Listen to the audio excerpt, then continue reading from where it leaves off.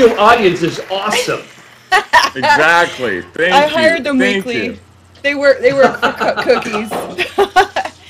Hi, My everybody. wife has Welcome me to baking cookies right next to me here. yeah.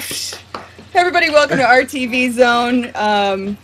We are wrapping up this season of One World. The finale was last night, as well as the reunion show, and this is our final RTV Zone covering season Survivor One World. So, everyone, a moment of silence, please. But I gotta say, not a big surprise to see Kim win. We all called it. We all kind of figured that was going to happen. I think we even called it like episode 2 or 3. We all kind of, chimed in on what we thought was going to happen. And I think just about everybody said Kim like episode 3. Yeah. I mean, I'm actually really happy that she won. I think it's the first time that I've ever seen a jury that wasn't really bitter at all. Like, they really honestly seemed like they... and again, I have to say, I think that has a lot to do with the way Kim played the game. She didn't piss anyone off. She handled herself socially so well that nobody really was angry. So that was actually really nice to see. It was really strange to see. I mean, I almost, at one point, I think I told my wife, there's too many tears, like too many joyful tears, too many sensitive tears. I mean, there were so many feelings. The only feelings that there were bitter feelings. It's like part of me really liked it, and part of me was like, "Where's the bitterness on the finale?" Because we've gotten so used to getting that, a heaping helping of that with our finale episode. Yeah, well, and I gotta say, I am so totally over the little homage to players who were voted off thing, like going up to each torch and like saying something. Okay, so they gave us a break last season. Do you guys remember that? Last season we didn't have to suffer through the torch thing. Oh, really? And this season they brought it back. I didn't either. Last season we didn't have to do it. Last season was the only season I think we haven't had to suffer through that whole, like, taking the walk and talking about how they missed them, and honestly, and me every time going, I don't remember that one, I don't remember that one, I don't remember that one. Yeah, exactly. And this time they brought it back. Why would they bring that back? I don't know. I wish that they would, I don't know, edit together a nice little piece that shows like highlights of everybody without going to the torch with everyone standing there. It's like the proverbial ass kissing before the final ceremony. When I saw that, I was like, well, I mean, I'd just see. It'd be great to see maybe some footage of them maybe after the game talking like they do, but we don't have to have that self-indulgent kind of maudlin, sentimental horseshit. Yeah, I agree. Well, Lex, you brought up a good point. I actually saw in an interview that Jeff Probst claims that this particular Survivor was his least favorite because of how predictable it was. Wow. Well, so we have a new least favorite because Probst has been talking. He's had a couple of least favorites for a long time. I'm sure he has. I'm sure he has. Personally, I think it was least favorite because there were so many women at the end, and clearly he has issues with women, as far as I'm concerned. Jerry. I think so. I mean, his comments to the media have always been so negative about the female players in the game, and here we are with this. I thought it was, at the end, a great cast of women who really had their heads screwed on straight, who were in it to win it, besides Christina, who I have some issues with after last night's episode. But other than that, it seemed like a really cool group of chicks. Like, at the end of it, I was like, I want to meet them, and I haven't said that in a while. No, I knew it would come down. I mean, to it seemed like there was quality for sure. I mean, as far as women players go, they were probably on the more aggressive, strategic, alpha, women than we've seen probably in a while. Yeah, they were really smart. Including Colton. Okay. And his mother, the 19th player. Not really at all. I've got this written down. Like, I gave him a whole page of notes because I was just like, I was waiting and waiting and waiting for Colton to come up in conversation to see how Jeff was going to handle it, to see what Colton was going to say, if he was going to be anything like I thought he was going to be. And Probst brought Blossom out. He brought. Oh, I know. You know why? That was like Colton's grand entrance was Blossom. She endorsed him coming back.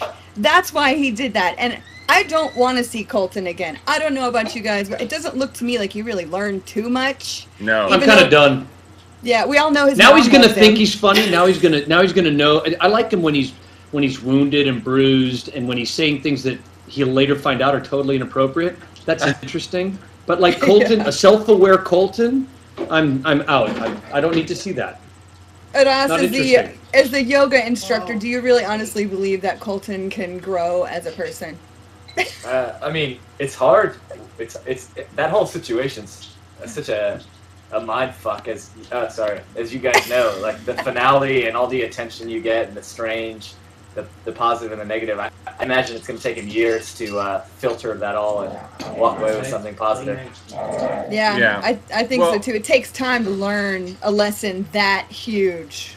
Yeah. Well, I will say, on episode 1, when they said it's men versus women, and Colton was put on with the guys, of course, he instantly was like, I'm screwed. I got to find, I got to go over to the women's tribe.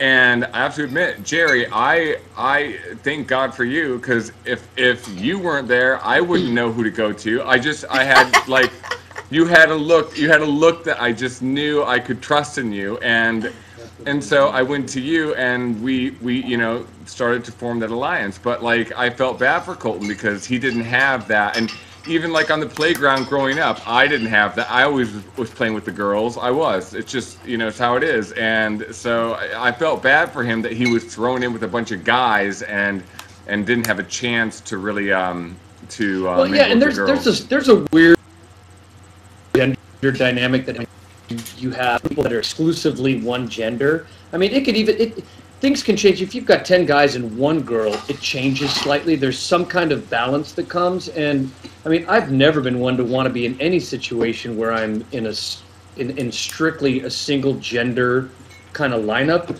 except maybe, if I'm playing poker or drinking with the boys on Friday night. But that's, I've got a small window of patience for that. But honestly, life is so much more interesting when you've got, more than just one note. And dudes, all girls, it's just one note. It's just not that interesting to me. And definitely as a player, I would hate that, because I often communicate better and get along better with women than men. I do too. And don't you find it odd that Colton was not only quite flamboyant, but also kind of racist? He was kind of racist. Kind of. He was racist. And that's why last night he tried to say he wasn't. And I was sitting there going, bullshit. Yeah. The truth was in his mother's face. His poor mother was mortified. And I imagine there's probably still going to be some talks when he gets back home. I mean, because his poor mother was mortified. Well, she had a hard time even really kind of, I mean, it was an afterthought to say that she was proud of him and loved him, because she was initially just so mortified. All she could think of saying was, I'm really sorry. And I didn't raise him that way. Yeah. I mean, I kind of felt bad because he is in a minority of his own self. He's a minority. He's a gay. And he is, so for him to be racist seemed really odd to me. I don't know why. It just seemed really strange. Well, everyone recognized the disconnect there. It was crazy. But I think that it was alluded to by his mom when she said not everyone accepts him. I think you can see there's something there, some deep wounds where he's taking it out. Well, and there's stuff that's still present. Yeah, what I thought was interesting was that I definitely thought Colton was racist, but what was worse was what he was saying about Leaf. Like, that was so blatant and didn't even really get much coverage in the finale. Imagine if you were to make the comments that Colton made about Leaf to any other group of people. I mean, I feel like little people don't really get a lot of respect generally in our society, but it called him an Oompa Loompa. Yeah. Right. Yeah. No. Right. No, that was. I mean, it was shocking. I mean, frankly, it was shocking, and that's where because I remember them promoting him before the season even started. There are a few characters that they really promote and that they use to try to launch the show when it starts each season, and he was the guy that they were like, we are actually going to have an a homosexual who's not only out but deeply Republican, and that was and I thought, you know what, that sounds really kind of interesting, and I'd love to see that sort of clash of culture happening. But we didn't get to see so much the Republican. We got to see the asshole, which is not, Right. I mean, I'm far from Republican, but you could be Republican and still be respectful of people and still have a heart. Well, And he was just a fuck stick. I'm Republican. All right. I am. You're going to admit that, Mitchell? Yeah, I'm from South Dakota. Like, I mean, is there anything else I can be? I'm Republican. You can be independent. Yes, I can be that. Nonpartisan. I myself am not picking a side. I pick issues, not sides. Right. No, but that was I felt really bad for Colton's mom. I know, and at some point Jeff was holding on to her, and he was like, "Oh my gosh, you're shaking," and she was just right on the verge of tears. Like and again, I was like, okay, is this really a good idea? Like, I'm always I feel so protective of the families of people who play because they don't sign up for the attention and the crap that we do. And so I'd like to pinpoint somebody in such a stressful situation, and she was clearly embarrassed and very disappointed in her son, but still, is being forced publicly to defend him, or it was a little much for me. And she better brace herself because it by the looks of it, CBS and Burnett and Probst are planning on some sort of a Colton bandwagon. Maybe we're looking at a Colton playing a second game, and she's going to brace herself for that, because I'll tell you, the people that are going to whisper, subtly in his ear about, hey, that stuff that you did is kind of rad and it made for great ratings, is good. That's what's going to happen. We know that, someone like him, they love to encourage anything like that gets ratings and that people talk about. They're going to encourage that kind of misbehavior, and his mom is going to be the one that's going to suffer the most. Yeah, you're right. And so you think that Colton will come back? I think he's going to. I'd almost bet on it. Yeah. The fact that they took so much time last night in the reunion show to really dig into him, and then his mom, and then brought on, what was her name? Blossom, whatever her name is, but Blossom. Yeah. Who was the other guy? Who's the other guy? I think he was nobody because they didn't put his name on the screen, so he must have just been a fan. Wait, are you talking about the one that stood up and said, "Oh, well, we as viewers differentiate between what we see on the show and what's real"? Bullshit! I'll contest right now. People believe what they see on that show. It's 100% real. Yeah. I was like, "Who is this guy? Get him out of there. He has no idea." Yeah, he doesn't know. And I was gonna say earlier, maybe some of what Colton said was in the editing, but because I know how wonderful Jerry is, and I know what CBS did in the editing bay to make you look the way you came across, and you were not the villain. You were never the villain. You were always the wonderful person, and so I worry that some of it is editing, but at the same time, you can't take away that he did say some things that he can't take back. I mean, one time I was talking about the river that we were sitting next to was filthy and dirty, and they put the words in my mouth that said that Kimmy was filthy and dirty. So I had to call her and apologize and all that. So I was talking about the river. I wasn't talking about you. So they do put words in your mouth sometimes. Sometimes they do, but I don't think with him they had to. If you say a full sentence and there's no B-roll behind it, and you say a full sentence, I think when you're talking about the Wizard of Oz or killing yourself in the fire and setting yourself on fire, that it's probably tough to work that in. No, I agree. I think he screwed up.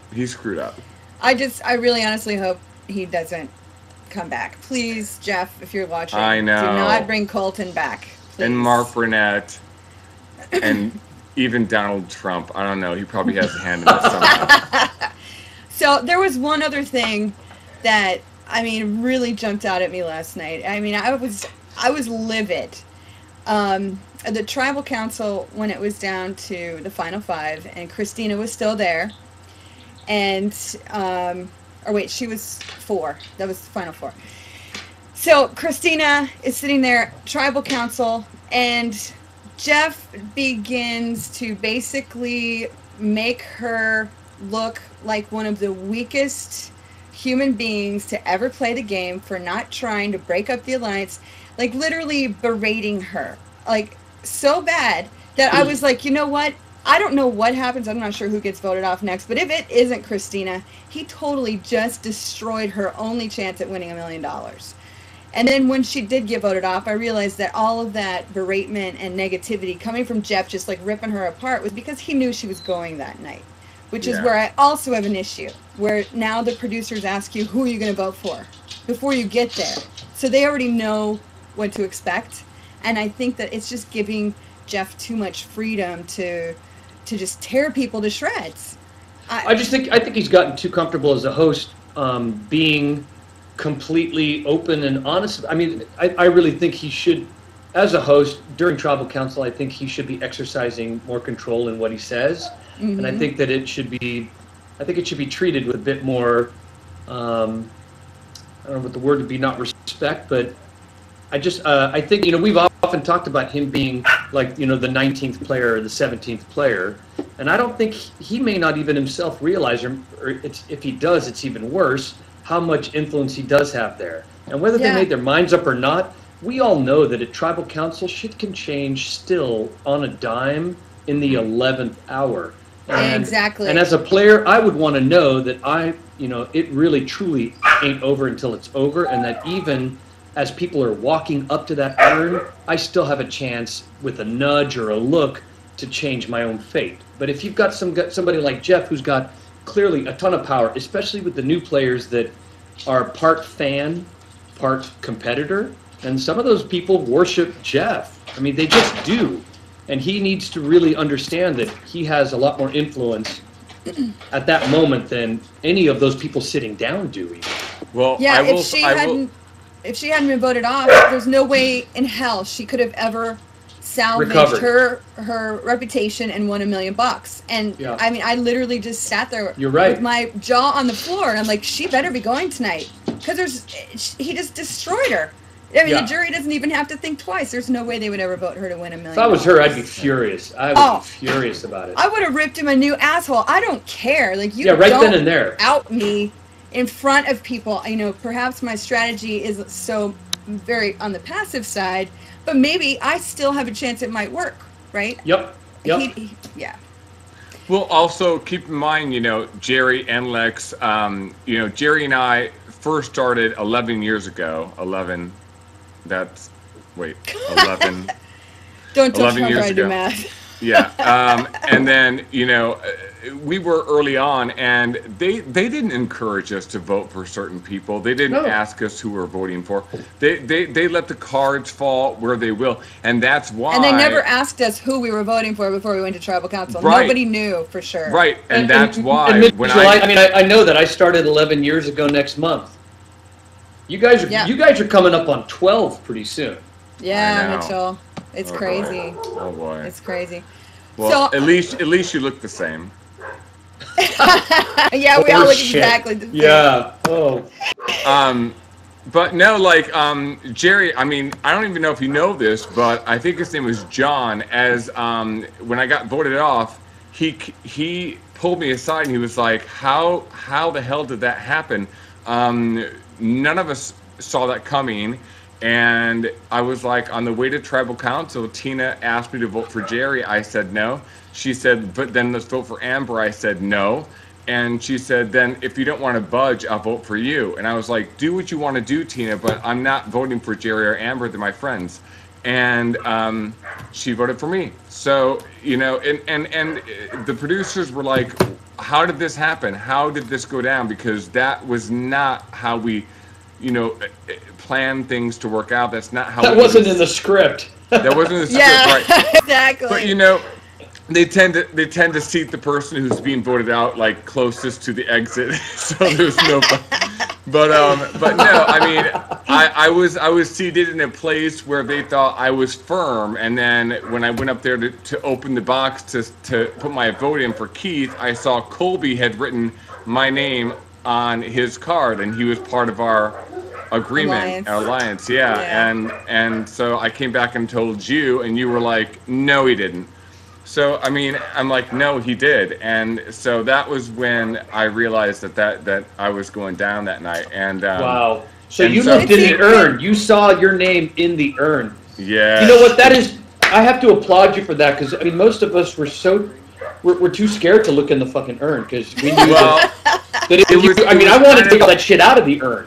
it was kind of open like that, and he was the only one who had voted. So I saw very clearly.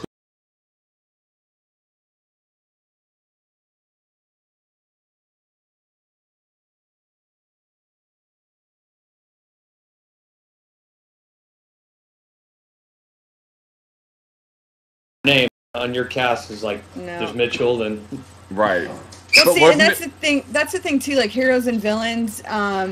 The night that Danielle went home, that was not supposed to happen. It literally was decided while sitting there listening to her. Jeff asked her a question, and she told her answer. And at that point, Russell literally looked at me and said, "Vote Danielle, vote Danielle." And we were supposed to be voting off Rupert.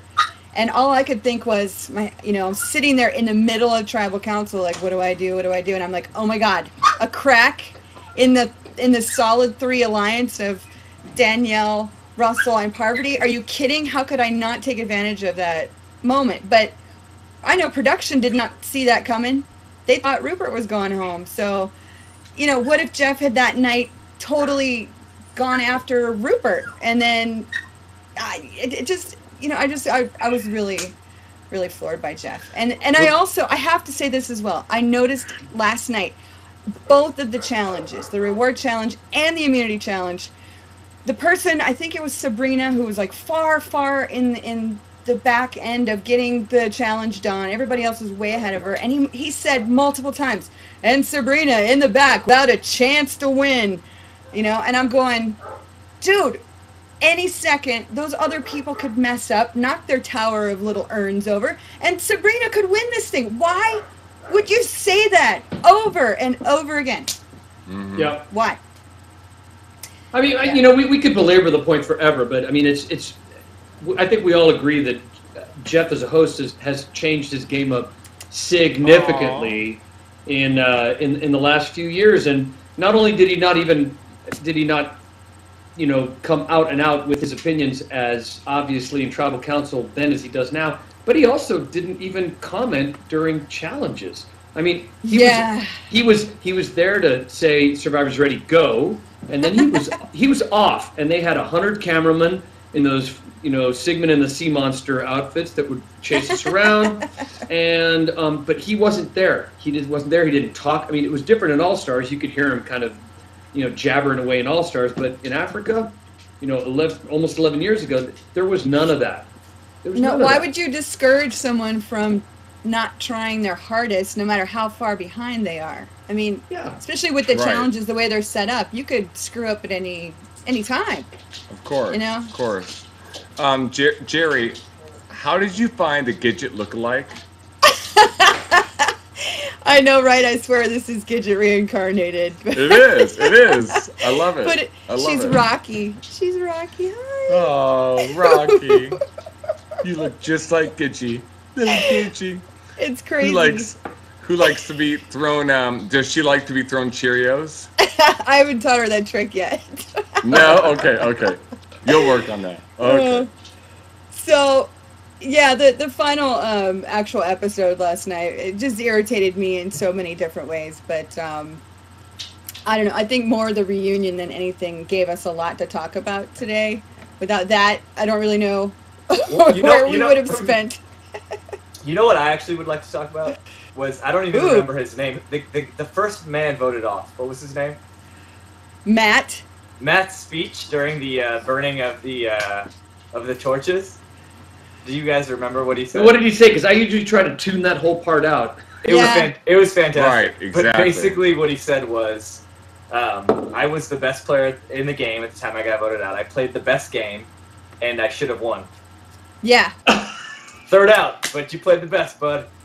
Yeah. No, and I will say this. I've had his fans, emailing me, tweeting me, Facebooking me nonstop, trying to get me to endorse him for fan favorite. And right now, the fact that I'm even talking about this, those people are going crazy. because I was like, I kept saying, who the hell is Matt? Like, right, and you know what? I had to really, until you mentioned his name, I had to even wonder who you guys were talking about. And best player? I mean, honest, how can you be that oblivious that you actually believe that shit, that you're drinking your own Kool-Aid at this point? But even more amazing is, how is it that there are people out there watching that feel that way? I don't get it. It's got to be his relatives. That's all I can think of. Yeah. Because it was, I mean, they were relentless. I mean, they were like, joke. get him on our TV Zone. Let him host our TV Zone. I'm like, nobody even knows who he is. Yeah, you know he what? calls himself the Rooster, and anyone who gives themselves a nickname that Go was to not Big given Brother. to them. Go play Big Brother. If you're going to give yourself a nickname, go to Big Brother. Right. And if you're drinking your Kool-Aid your own Kool-Aid like that, I mean, you're a joke. You're a fucking joke. Let's not forget that he was very hot. I think that has a lot to do with it. I think that's why he has fans, probably. I think so, You know too. what? Honestly, I could not even appreciate that he might possibly be a good-looking person because he was so ugly on the inside. Like, all he did was talk crap about the women, and he was egotistical and talking about how he ran the show, and I'm like, oh my gosh. I mean, think he might be a baby that's used to getting his own way in the real world, and it didn't pan out on Survivor. And I think he had his mind before he went out, and it didn't work. Yeah, he said, I'm a lawyer, but I'm not going to tell anybody because I don't want them to know how smart I am. Like, wow, that worked for you. But so, okay, what about, how great was Tarzan? Again, love that man. And his wife. Tarzan is wonderful. I love Tarzan. Thank God we got rid of Troyzan, because that was confusing. See, if there's a Tarzan, Troyzan, if there are two sides, I'll jump on the Troyzan bus personally. I love Troyzan. Troyzan to me is just a legitimately good player he's a guy that loves the game. He's wanted to get on forever, but not because he's like a weird super fan, but just because I think he really, really wanted to play this game, and he's pathologically competitive like all of us. Tarzan, he's great. He fits neatly in that category of character rather than player. He's not much of a player, but honestly, it's like somebody needs to coach him and tell him that he, instead of pulling out like 5 or 6 $10 words in a sentence, maybe he should just keep it to 1 or 2. Because even Jeff was like, all right, no more airtime. We're done. Yeah, we're done. Yeah, he was like, oh wait, I know that word. Yeah. Well, but you know what I did notice? His wife had a really nice facelift. She really did. It looked great, I have to say. I thought it looked like a lot of work. I saw a lot of work. Yeah. I loved her answer when her first response to Jeff's question, how do they make it work? And she says, am I allowed to say the game's afoot? I thought that was great. Oh. Yeah, it was a sweet little lovey-dovey moment with the two of them. Yeah, and then, his tears, I mean, you got to love that. That's totally genuine. Even if the words are kind of, part of a character, you can tell when he's crying, he's looking at his wife, that's the real deal. Absolutely.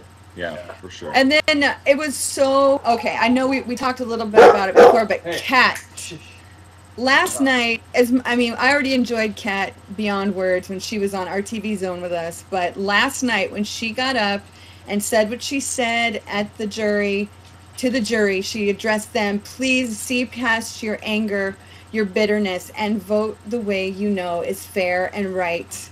And, kudos to her. That's pretty refreshing. Honestly. That is really refreshing, especially coming from a player like her that obviously was extremely wounded by her exit and her blind side. Somebody that, again, not super self-aware about what she brought or didn't bring to the game, but really, really, you could tell she went to play Survivor with the intention of going all the way, and she took it really hard, but so refreshing to see somebody like that park all of that, all those hurt feelings aside and just come out and say, you know what, we're all players here and we should vote for the best player, because that's what, at the end of the day, that's what this is all about. Right. It was very adult of her to step it up like that for 22 years old. Yeah. And, you know, I think that was pretty awesome that she shared with everyone about her heart surgeries. And, you know, I think that really had a lot to do with her level of maturity. But I'm so proud of her. Like, I can't wait to meet her. Yeah. And I have to say that about this cast, there's quite a few people after watching last night that I'm really excited about meeting somewhere. I think there's some good people. Yeah. Yeah. So I have a question. Does anybody know, has there ever been a $1 million winner that's also one fan favorite? Was that you at us? No, I didn't come close. I was like the most anonymous player in the history of Survivor, I think. This may be the first. This may be your first time. I was no, but didn't Boston Rob win Player of the Year? I don't think he did. I don't think he did.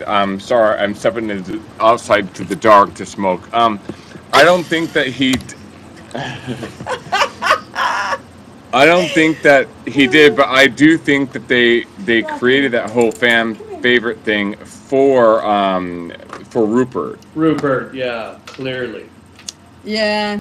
Well, and here's another question. Do you notice how Jeff will go back and forth between calling it Player of the Season and fan favorite, which are could be two totally different things. They are two different things. It's not could be, but they are. They're completely different. One is nothing like the other, and almost never is like the other. This may be one of the only times where that really, because she won both. I mean, where it actually did overlap, and we would argue that it obviously did overlap, but they're two different things. Yeah, and again, I just think that the fact that she won fan favorite / Player of the Season is a testament to how great she played the game, where people really appreciated the way she played the game and didn't feel at any point like she was being petty or mean or unnecessarily strategic, you know. Right. Can anybody see my cigarette talking? Hold on. Mitchell, that is very bad for you. I'm going to say it. I know it is. I'm going to quit. Okay, so here's another thing. Why didn't Chelsea get any votes? I thought for sure she was going to get some votes. You know what? I think that the clue there was when a few players, because I personally didn't in the editing see her being such a cold-hearted bitch, but that came up 2 or 3 times during the final jury, and that's when I thought to myself, if people are feeling comfortable enough to call her on being a cold-hearted bitch or a cold bitch, that must have been something she projected. And we know that as much as we'd like to think that people just vote strategically, we know that 99% of the time, when people vote in the final jury, or at least this is my opinion, at least 90% of the time, people do vote with their hearts. And if you didn't feel close to somebody, you're not going to give them a vote. And so I think it had everything to do with her not getting close to anybody, except for probably Kim. Probably the only real connection she made. Yeah, because Kim was such a great strategic player that I kept going, why would she keep Chelsea? Like it just felt like that we were missing something to get rid of Christina. That was her lieutenant, though. She could trust her. Yeah. The only person out there that she could trust, which is why she felt probably so conflicted about getting rid of her when even though obviously Chelsea wasn't a threat, I think Kim honestly thought that Chelsea was her only threat. You know, but she couldn't, even though in her heart of hearts, she probably thought, this is strategically stupid for me to bring Chelsea rather than Christine. I think they were partners. I think they really truly did work from day 1 to day 39 as partners, and she didn't feel it would be right to chop her off at the knees in the 11th hour. Well, did this not happen in season 1? Here, I'll show you my cigarette. Hold on. Did this not happen in season 1 where they kind of did something different, where that I don't remember his name, but he said pick a number between 1 and 10. Oh, that was Sean Kenneth, the alphabet vote. And had it been the other way around, you know, Kelly would have won. It's just that's really sad to me. No, I like them both.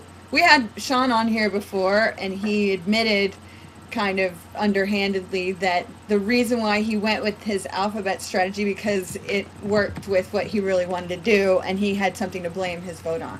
Yeah, he made no enemies. He knew that he wouldn't be making any enemies. Yeah. But I mean, but last night the game was won handily. I mean, Kim got it. What I think Sabrina only got 2 votes. Yeah. Yeah. Mm-hmm.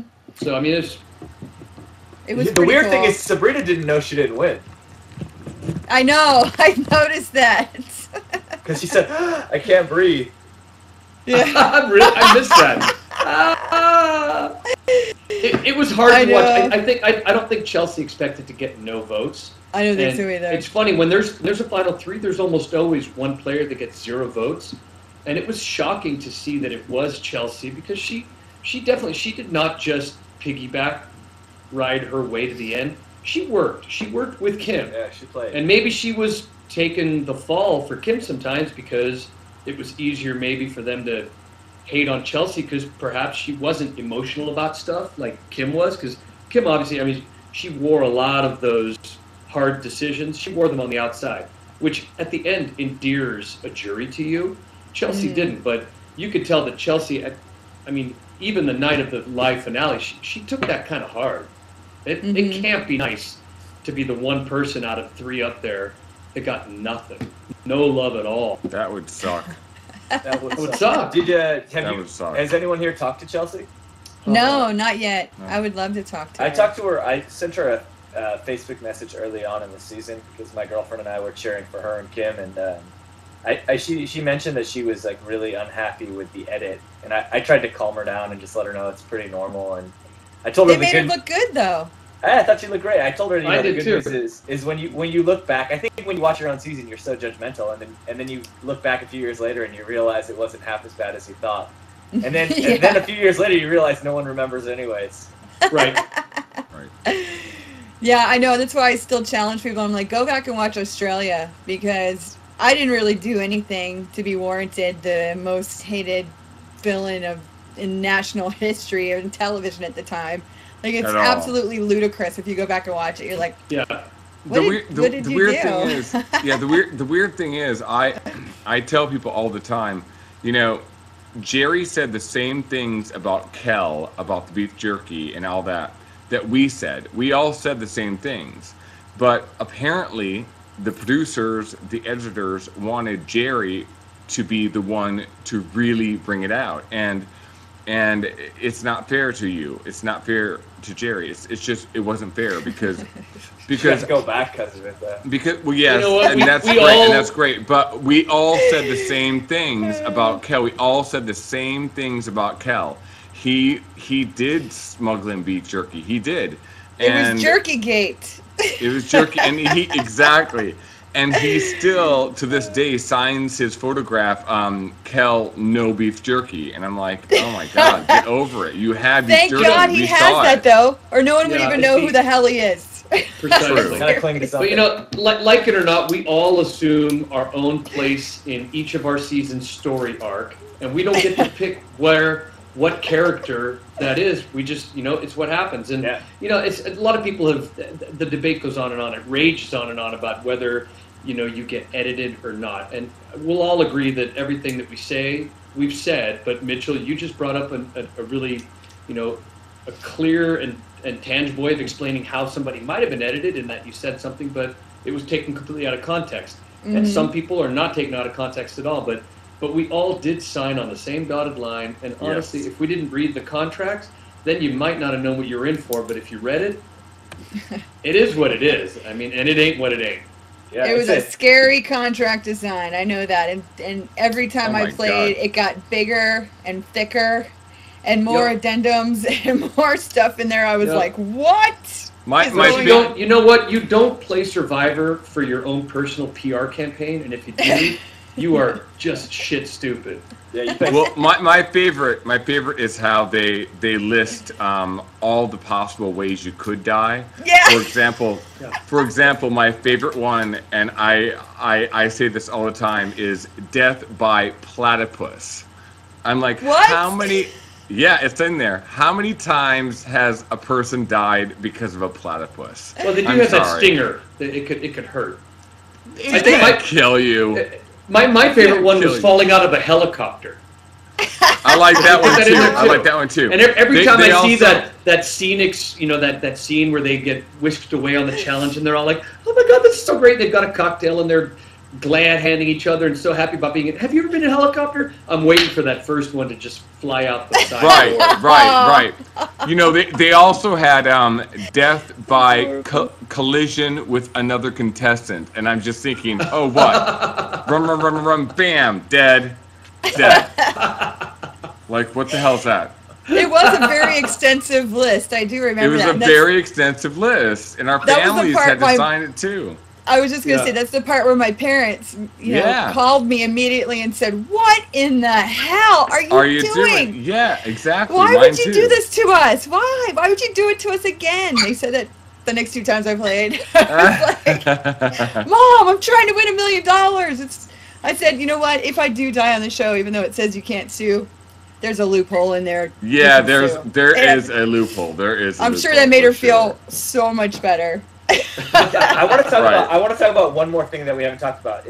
I want to talk about Alicia's speech when she got voted out. Did you guys hear that? Oh my God, the one that she made all about her.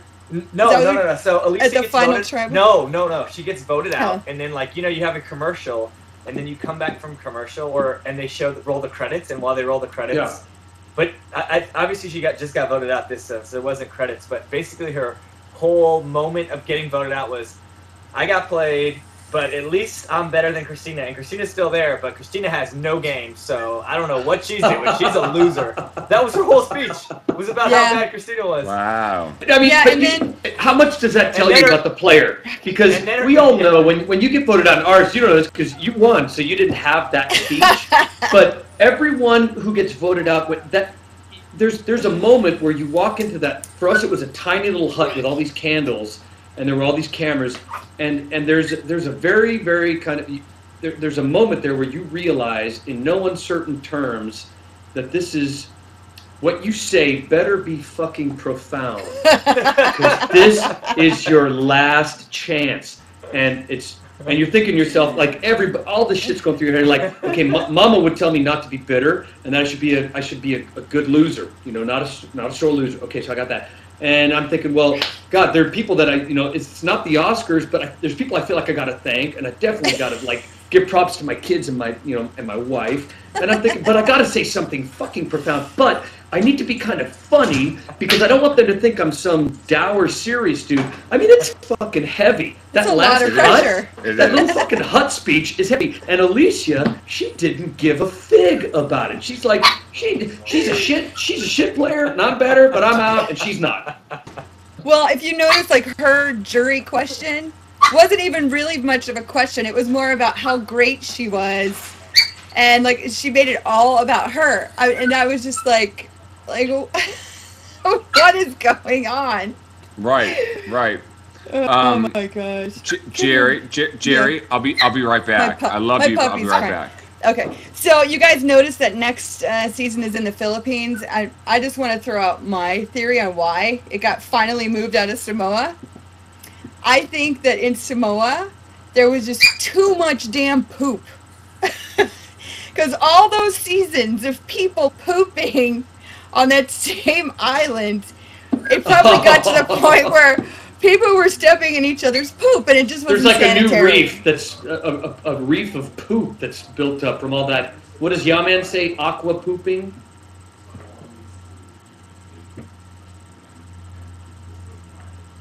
You guys froze on me. You there? I'm there. Did I froze? No, I hear you. Jerry froze on me. Jerry froze. Jerry's got a great picture.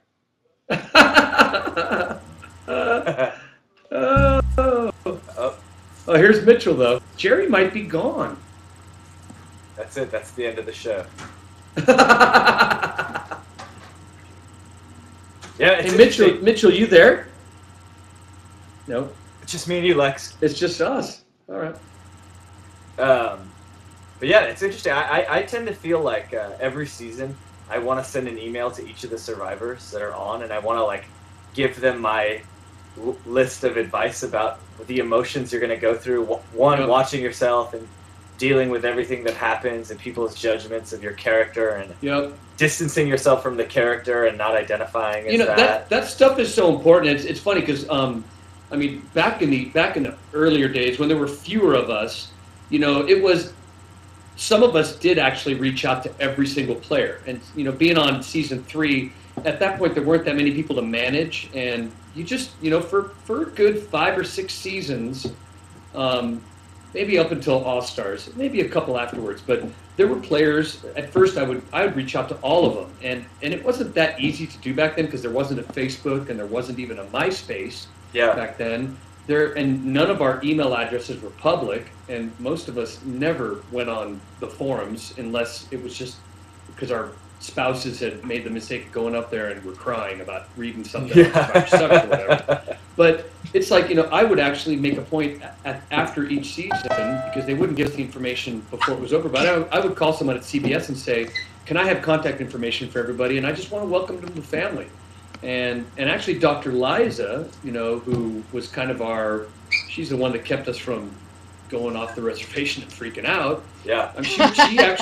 She really appreciated the fact that that there were some of us that were willing and happy, and it helped me too. I mean, it was just nice to have somebody to commiserate with, and that would understand the experience that we had, and we could in turn help them by telling them, look, people are going to say awful things, and look, when this stuff, we could just help them, just shepherd them through the whole experience, the post-Survivor experience. It was good for everybody involved, and I'm glad, Aris, to hear that you're doing a lot of that, because I've gotten so kind of overwhelmed, and I mean, Survivor for me is it's something that happened eons ago. I still watch and stuff, but I don't really feel like having that level of involvement with it all the time like I used to. Yeah. But I'm glad to see that you're doing that, because I think that it's a critical role, and the one thing you want when you get off the show, or even when the show is airing,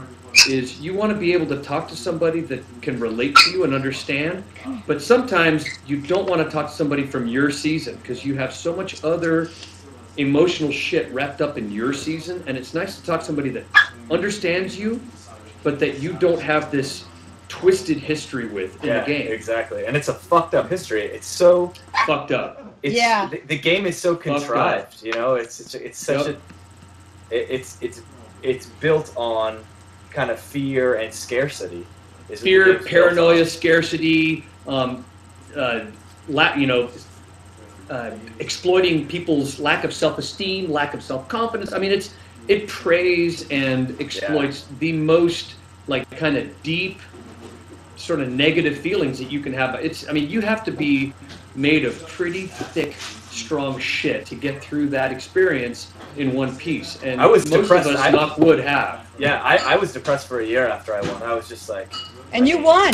Yeah, and I won. And you won. And try not winning. If that doesn't say something right there. Yeah, try not winning. It sucks. It sucks. Yeah, first 2 times I played, I was voted out day 27. The second time it wasn't on the jury, which I didn't even want to be that time. And then the last time I came so damn close to winning, and people have asked me, well, what was harder, getting voted off kind of in the middle, or getting voted off the last person before the final 3. And I have to say, it was almost harder getting further to the end, one day away from $1 million, than it was. I know all about that. I think that's hardest. I think it is harder. Getting that tough. Close, getting that close. The one thing that I always wanted to say, that I've always wanted to share is that my life, and I don't know what it's like to not win, I just know what it's like to win, is that I've noticed, especially people in my season, I've noticed that they think if they would have won, things would be different.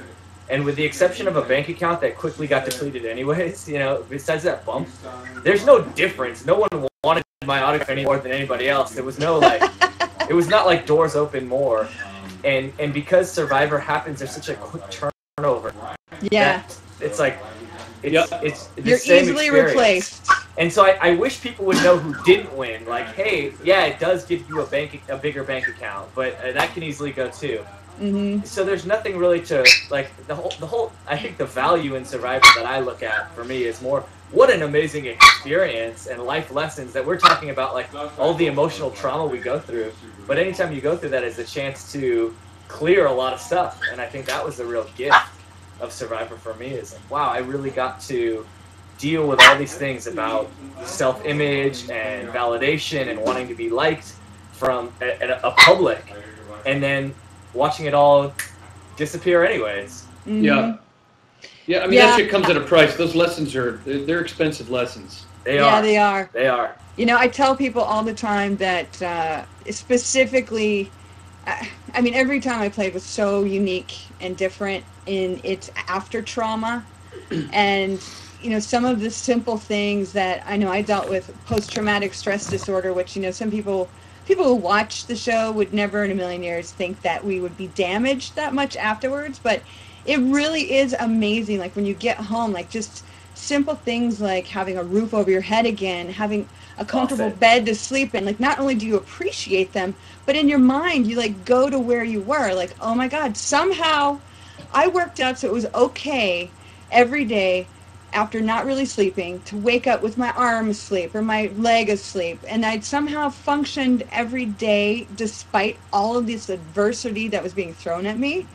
It's almost like when you come back home to civilization after that experience, it takes a long time. And I think this is why those of us that have played the game really do need to and feel a desire to reach out to and discuss these things with people who've experienced it, because there's not many people in the world that can say they've gone through what we went through. You know, there's like what, maybe 400 now, which seems like a lot, but yeah, almost 400. Yeah, I mean, you have to talk about it with somebody. You have to, otherwise. Right, and PTS was a big thing, post-traumatic stress. And honestly, you know, they had a therapist there, but the therapist wasn't that helpful. I didn't find her that helpful. They don't have one for 16 people. Right, yeah, right. Exactly. And they talk to you when you get voted off, and then the next person gets voted off, and you just kind of get shuffled under the rug. Right, right. And then you go home, and unless you have a total mental breakdown, which actually did happen to me, I tried to call the therapist, and guess what? I got her answer machine, and she called me a week later. I was like, that is not going to help. Like, I needed somebody right then and there to save me. So, yeah, I think there's just so much what's interesting too is there's there are ways that all of us, whether we like to admit it to ourselves or not, and I'm the last person that likes to admit it, but there are ways that experience has changed.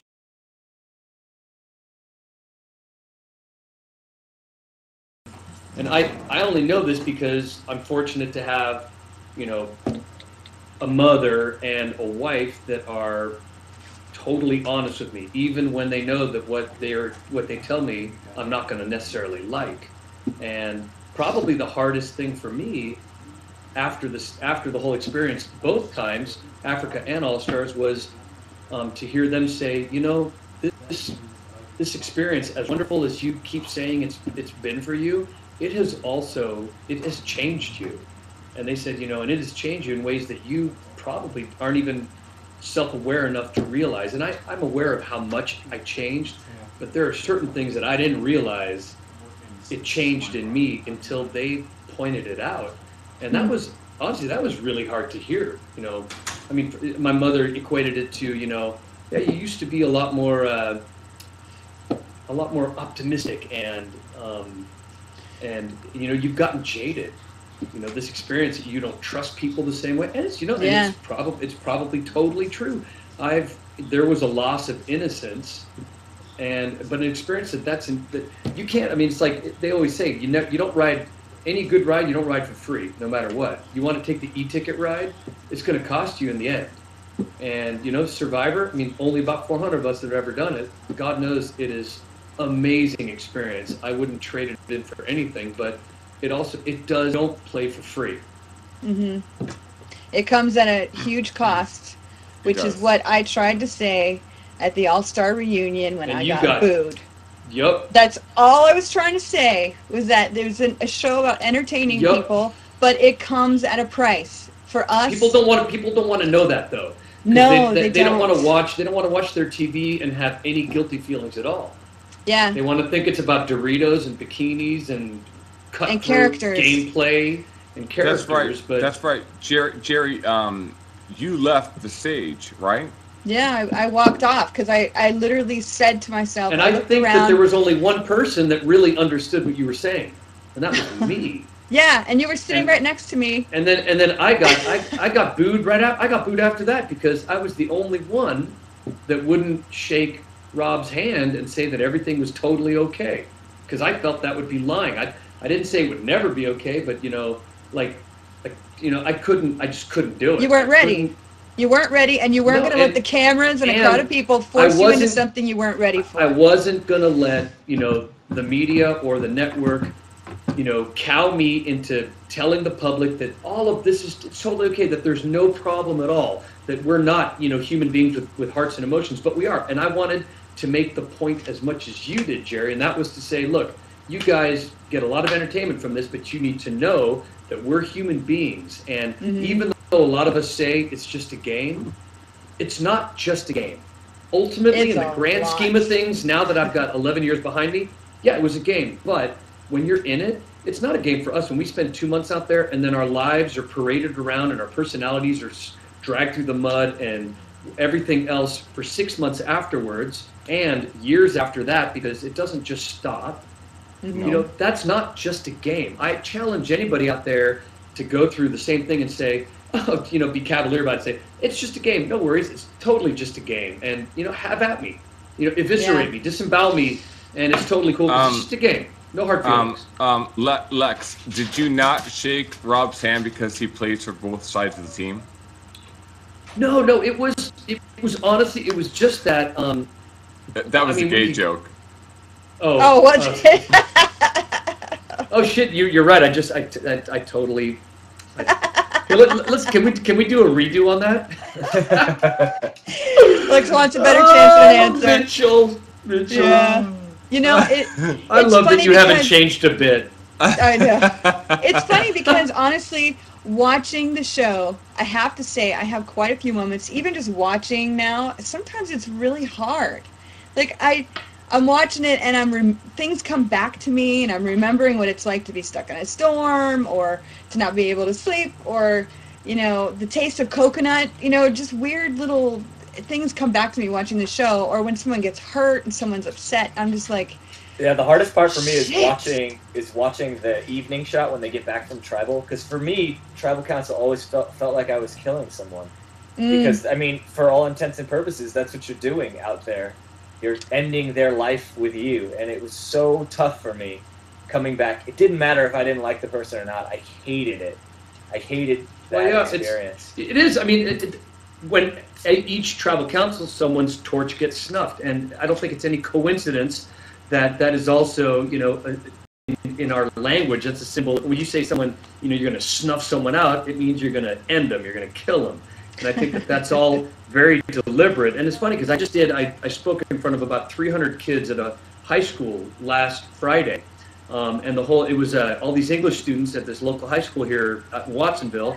And it was that the teacher, their group of teacher, a specific teacher that asked me to come out and talk about the similarity between Survivor and the Hunger Games, because they're reading the Hunger Games. And I'm like, yeah, it's other than the whole getting to, ending someone's life, it's virtually the same thing. And we even talked about the fact that tribal council, someone's life, for all intent and purpose, got ended every time you went to tribal council.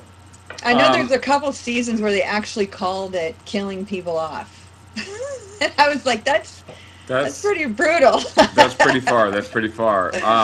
Jerry, do you recall the fun times we had on the way to tribal council, which were actually 4-hour walks?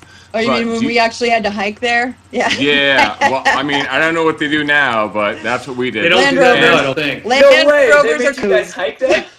Yeah. Oh my God, 4 hours. We put on robes and got in a boat. We left at afternoon sometime, and by the time we got there, it was dark. Africa was a good long walk too. Yeah, it was insane. And we had cliffs, we had rivers, we had rocks, we had everything with the freaking raging pool in our rapids. hand. the freaking the torch in our hand the whole time. How'd you guys know how to get there? Did they have? Yes, oh, they remember. lead you. I remember saying you got they people, do you got because cameras, the cameras run ahead of you. Yeah. But I remember saying to the camera, I was like, Mark Burnett will not be happy until we're dead. But my favorite part though was on the way to tribal council. We had all those hours to waste. Was asking each other things like, Marilyn, how do you spell your name? Is it with a Y or an I? Yeah, that's when you knew you were in trouble. Oh shit! All right, you guys. I have 2 video mailbags tonight. I have to get to, otherwise I'm gonna get chastised. How did your show turn into The View tonight? We got all into feelings and stuff. I know. I love it. I think people are gonna either love it or they're gonna hate it. And you know what? I don't give a shit either way. I'd like talking to you guys. I think it's been awesome. We talked about the show. We talked about strategy. You know, we talked about that part too. And please don't ever invite Elizabeth Filarski on this, because I will fucking quit. Oh, Hasselback? She would never, ever stoop so low as Fuck to her. hang out with any of us. I don't dislike anybody from Survivor, really. She's probably the only one. Yeah, I'd rather have Colton 10 times. I do talk to Elizabeth quite often. Boo Do on you you, really? Mitchell. I can't believe she still talks to you. That's Mitchell, are you a little star fucker? What's up? No, yes, he is. He is. I know he is. Well, I know you are too, Mitchell. I know you are. If you include the Anna Nicole Smith, situation, then yes. I am. Of course I am. So All right. But my parents were in town. They wanted to see The View. Elizabeth gave us front row seats, so I was so happy. Right. And my friend was on The View the other day. I told Elizabeth about it, and she was like, "Oh, wonderful." So afterwards, she talked to my friend and was like, "Oh, so you know Mitchell too?" And so they talked. So now you're besties. See, that's the Mitchell I know and love. Mitchell has a way of getting into places with his charm and good looks. Everybody loves Mitchell. Everybody loves Mitchell. I love Mitchell. I love Lex. I love Lex's wife, and She just said I love Mitchell too. She just yelled. I just Facebooked her that I lost my iPhone. My iPhone changed her number, so I need her new number. So okay, I'll give it to you when we're done with this. Remind her. I want to call her. I'll call her right now. All right, you guys, we have to wrap it up. I was just told that the video mailbags are not going to happen tonight. So oh no, I know, but thank you guys for hanging out and talking about feelings with me. It's been thank you. Awesome. And I got to say, I haven't talked to anyone else about this yet, but I'm working on a potential idea where maybe we just get together and do this during the off season with some of the new cast, or maybe if there's people that we want to meet specifically. Like, why not use this as a way for us to help each other through the process and sure, welcome people into our awesome, weird family. Exactly. Sounds good to me. Exactly. So, to all you viewers out there, I just want to say thank you so much for your love and your support. And if you don't like me, well, that's your problem. I love that I can say that in a public forum now. Thank you very much, RTV Zone. But it's been awesome and fun, and I'm already looking forward to hanging out with you guys at charity events. And this is not the last place we're all going to hang out. No. Well, love you guys. Love all your fans out there.